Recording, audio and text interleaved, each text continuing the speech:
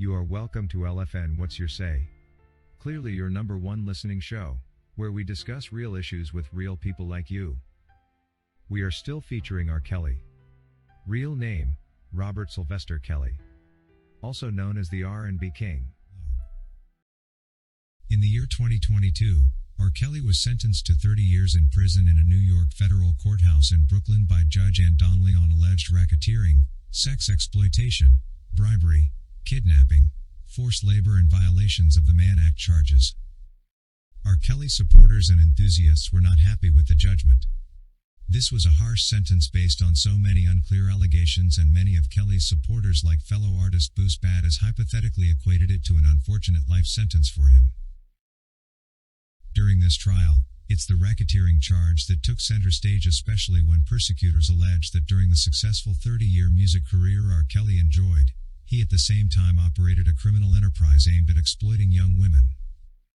The Assistant U.S. Attorney, Maria Cruz Melendez, during her opening submission alleged that R. Kelly wasn't operating the enterprise alone but rather with other members of his inner circle. We are aware that both international law and U.S. domestic law provides for criminal liability for involvement in a criminal enterprise, implying that merely being a member in such a group is sufficient to warrant prosecution without additional evidence that a particular individual committed any other crime. It's also clear that domestically, participation in racketeering activity is penalized under the Racketeer Influenced and Corrupt Organizations Act, RICO. It's thus quite very difficult to comprehend the fact that R. Kelly's associates, especially Daryl McDavid, who was his former business manager, and Milton June Brown, a senior assistant, were also not indicted in New York even after their names featured several times in the witnesses' submissions. Any sane person can never stop wondering as to why R. Kelly stood trial and was charged alone, given the fact that he headed a criminal enterprise. We thus find it difficult not to believe that this was a witch hunt just targeting R. Kelly as an individual and no one else. What further raises our eyebrows is the fact that the two federal charges in Brooklyn, New York and in Chicago were not combined. This is a rare scenario, but it was unfortunately seen as the preferred choice when it came to trying R. Kelly. To date, no one from the federal government has tried to give this an explanation. It is also equally unusual to hear of a racketeering case where the organizing members were left out of the trial process. But this again surprisingly happened to R. Kelly.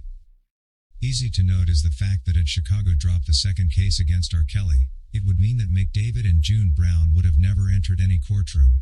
These suspected enablers of the alleged accusations and coordinators of the alleged enterprise were acquitted of all charges. I also strongly believe that the government has had noticeable loopholes in handling R. Kelly's allegations. Some of the witnesses should be investigated and charged for telling lies about him.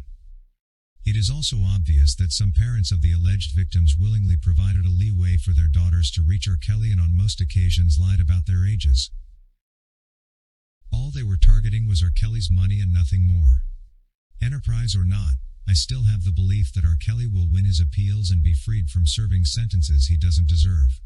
All people in their normal thinking capacities will find it very difficult to comprehend the fact that federal prosecutors in the U.S. District Court in Chicago asked a judge to give the king of R&B, R. Kelly, an additional 25 years in jail for his convictions in Chicago. What remains even more perplexing is the fact that the government prosecutors were requesting the judge to give R. Kelly an extra 25-year sentence, after he fully completes the 30 years he was sentenced to in the New York case. R. Kelly's lead lawyer Jennifer Bonjean had otherwise requested that the sentence be less than 10 years and be served simultaneously with that of Eastern District of New York. If what the prosecutors were calling for had been honored, then it will have been more of a life sentence for R. Kelly than anything else. On its own, it would be crazy for the judges to accept these ill-hearted requests. I don't think that R. Kelly would ever deserve celebrating his 100th birthday in prison. The government prosecutors then claimed that R. Kelly posed a threat to society, and thus needed a sentence that would retain him behind bars for life to make sure he doesn't reoffend were completely unfounded. R. Kelly's lead lawyer Jennifer Bonjean earlier referred to statistical data showing that the average life expectancy of an inmate in a U.S. prison is 64 years, and so R. Kelly as expected has to beat all these statistical odds in order to leave prison alive. It nevertheless would have been absolutely not logical to compound all this with consecutive year additions. Kelly, who is black, deserves a lesser sentence than proposed by the prosecutors, Bonjean reasoned. R. Kelly has been singled out for behavior similar to what white star music artists have on several occasions gotten away with. None have been prosecuted and none will die in prison, she wrote. What is even more tantalizing and probably a substantial sign of injustice is that the prosecutors for sure knew that 25 years are even more than what the sentencing guiding principles recommend. We were all anxiously waiting for the U.S. Judge Harry Leinenweber's crucial decision on whether R. Kelly serves the sentence concurrently with the 30-year New York sentence or whether he will unfortunately decide they run consecutively. It was all up to Judge Harry Leinenweber in Chicago to decide on the crucial question of whether R. Kelly served whatever sentence he imposed, simultaneously or consecutively with the New York sentence. I however still pray that R. Kelly's legal squad appealing his New York and Chicago convictions succeed in overturning them. We need R. Kelly out of jail sooner than later. As a point to note, there are more innocent people in our jails and prisons today than ever before. The rate of exonerations continues to rise, revealing an unreliable system of criminal justice. A lack of accountability for police and prosecutors, reliance on junk science or mistaken eyewitnesses, and the indigent defense crisis are major contributors to wrongful convictions that have undermined the credibility of our system and ruined the lives of innocent men and women. A conviction may be classified as wrongful when a person convicted is factually innocent of the charges or if there were procedural errors that violated the convicted person's rights. More than half of wrongful convictions can be traced to witnesses who lied in court or made false accusations. In 2018, a record number of exonerations involved misconduct by government officials. The strength of our criminal justice system depends on its accuracy and its ability to convict the guilty and to clear the innocent. But we know that wrongful convictions happen, but identifying and understanding the causes is critical to maintaining the integrity of our justice system. As we continue to witness new developments occurring towards R. Kelly's appeal proceedings, we can just stay optimistic that this time around, the relevant truth will be put into consideration. This is the ray of hope that makes us keep our breath and hold.